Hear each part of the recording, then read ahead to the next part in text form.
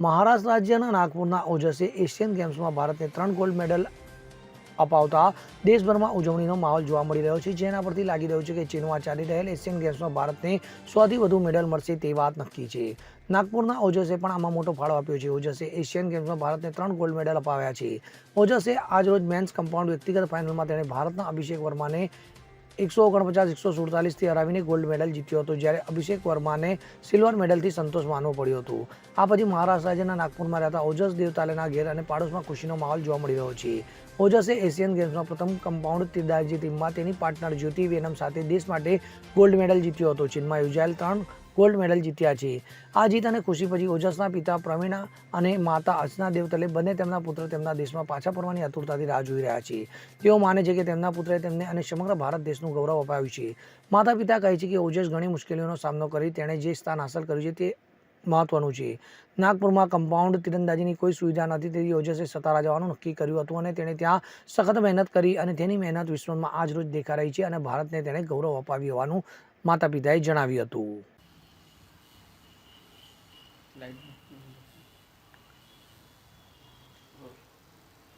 Sir आपका नाम बताइए। मेरा नाम प्रवीण केशवराव जी देवतळे है। मैं ओजस प्रवीण देवतळे का पेरेंट्स। सर ओजस को अभी गोल्ड मेडल मिला है, किस तरह से देखते हैं आपको, आपकी क्या भावना है उसके ऊपर? ओजस का गोल्ड मेडल है, उसका भी एक सपना था कि देश के लिए कुछ करना है। मेरा भी वही कहना था उसके पहले से कि देश के लिए कुछ करना है। तो मेरा पहले एनसीसी में था, तो मुझे ऐसा लगता था कि मैं देश के लिए मिलिट्री में जाऊँ और देश का नाम रोशन करूँ।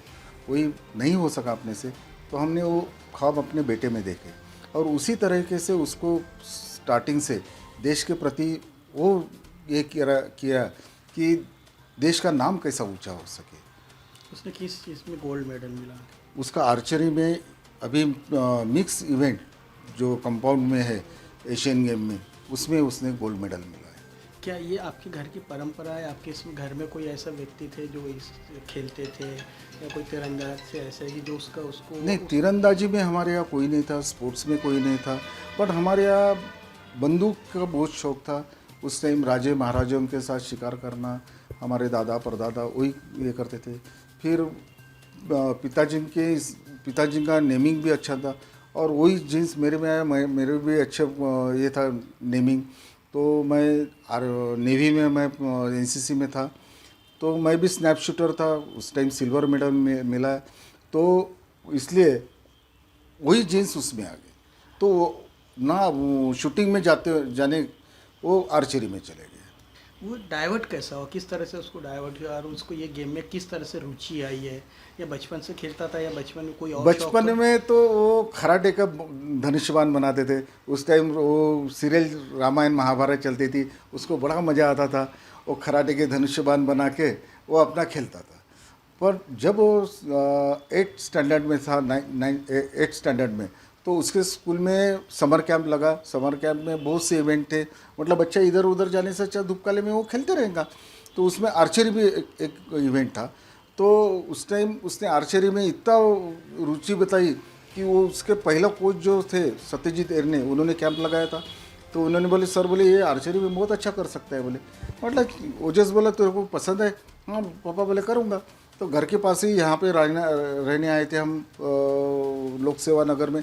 तो उनका NIT जो ग्राउंड है वहाँ पे त्रिमूर्ति नगर में, वहाँ पे वो प्रैक्टिस करता था।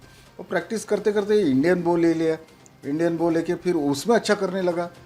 वो भी एंजॉय करने के लिए किया उसने। वो गोल नहीं था कि अपने को इतने लेवल तक के जाना है। वो प्रैक्टिस करते रहा। फिर उसके बाद में उसने रिकवर एक ये वो आता है, रिकवर में अच्छा किया।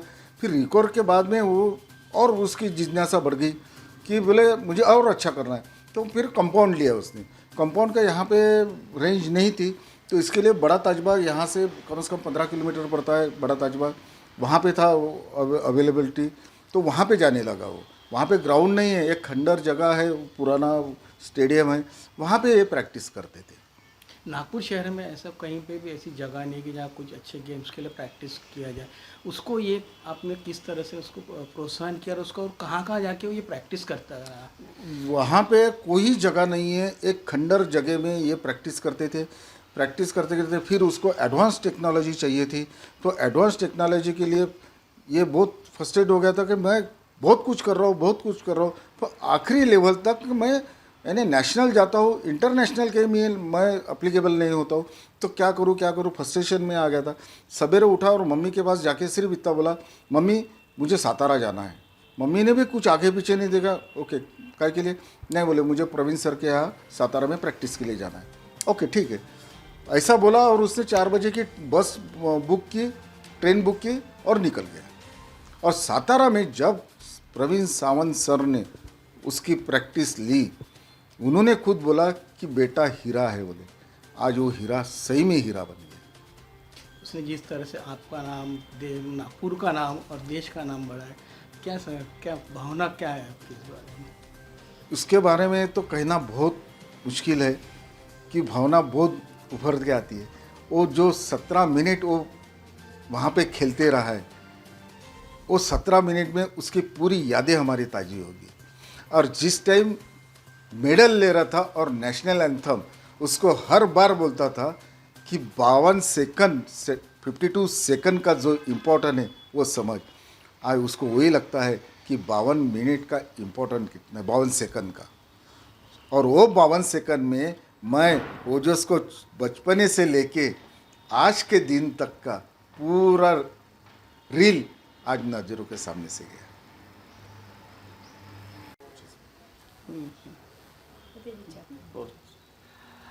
आप ओजस की मम्मी हैं, जब उसको गोल्ड मेडल मिला तो आपकी क्या भावना थी?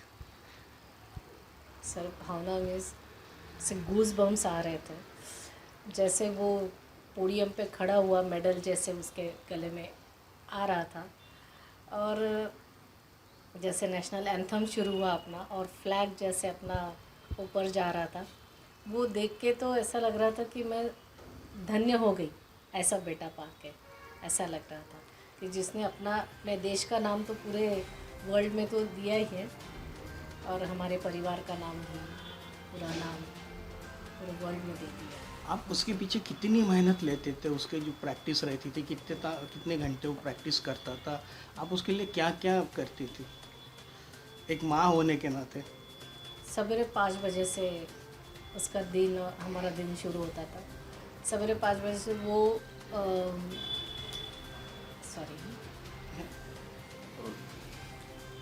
5 बजे से उठ के उसका मेडिटेशन, योगा सब चलता था।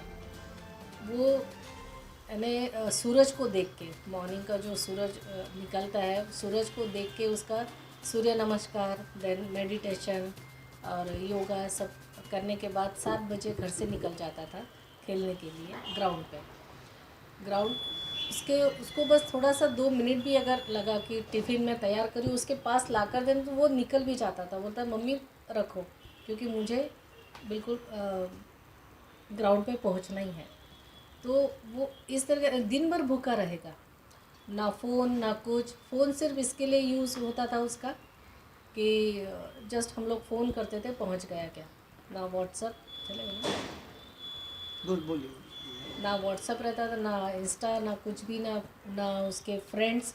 अभी भी उसके कोई फ्रेंड नहीं है, उसके फ्रेंड्स के कोई फ़ोन नहीं आते थे। वो छूट गए उसके 12 से जो छूट गए उसके फ्रेंड छूट गए हैं। और जब वो शाम को आता था तो बस उसके हाथ को मालिश करना, और थोड़ा वो जैसा उसका अगर अचीवमेंट नहीं रहा अच्छा, उसके एरोज उसका स्कोर अच्छा नहीं हुआ तो वो बहुत डिमोरल हो जाता था। फिर हम दोनों को उसको थोड़ा संभालना पड़ता था, रोते रहता था। हम दोनों उसको संभालते थे कि थोड़ा मॉरल उसका बढ़ाते थे, उसको बताते थे कि अभी नहीं अच्छा हुआ, आगे करेंगे।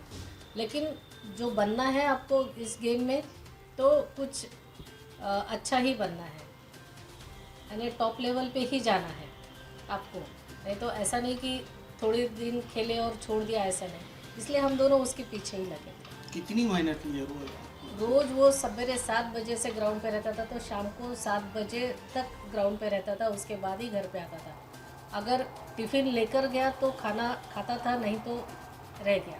बाकी ग्राउंड के लोग थे जो उससे बहुत ज़्यादा अटैच में थे, तो वो भी उसके लिए कोई लाते थे टिफ़िन वगैरह। बट अगर नहीं मिला तो वो वैसे ही रहेगा। और 7 बजे घर पे आने के बाद ही वो खाना खाएगा। सातारा में जिस तरह से उसने प्रैक्टिस की है, उन कोच ने मेहनत की है, क्या लगता है कि उस पर कोच का कितना, उसमें उसके पीछे मेहनत करने में उसका कितना रोल है? यहाँ उसकी मेहनत बहुत थी, बट वो जो टेक्निक था वो नहीं मिल रहा था। तो जैसे उसने बोला मुझे सवेरे कि मम्मी मैं जा रहा हूँ सातारा, तो मैंने कहा ठीक है बेटा जाओ। तो वो जैसे ही गया वहाँ पे सर ने देखा उसका गेम, उसकी मेहनत देखी, तो सर ने उसका जो टेक्निक है थोड़ा सा चेंज किया। लेकिन जो चाहिए था ओजस को, वो जो वहाँ पे मिला, वो प्रवीण सर ने उसको थोड़ा सा जो टेक्निक चाहिए था 1% जो उसके पीछे जो कम था वो सर ने पूरा कर दिया। ऐसे कोच मिलना भी एक नसीब की बात है। देखो हर किसी को सब में एबिलिटी रहती है, लेकिन कोच मिलना भी बहुत ज़रूरी होता है। लेकिन मैं तो इतना ही समझती हूँ कि मेरे ओजस को ऐसे कोच मिले, प्रवीण सर के रूप में जो कोच मिले हैं, तो वो बहुत नसीब वाला है जिसने ओजस को यहाँ तक लाकर रखा है। आपने कहानी बताई कि सातारा में उसने बारिश में भी प्रैक्टिस की, तो ये क्या कैसा वो? हाँ, वहाँ जो ग्राउंड है सर का वो भी ऐसा कुछ बहुत अच्छा नहीं है। बस एक हमने तो हमको पता ही नहीं था कि ओजस वहाँ जा तो रहा है, रहेगा कहाँ, क्या करेगा। फिर सर से बात की तो सर ने कहा कि हमारे ग्राउंड में ही 2 रूम बने हुए हैं, टीन के शेड के, उनके जो रूम है वहाँ पे रह रहा था ओजस।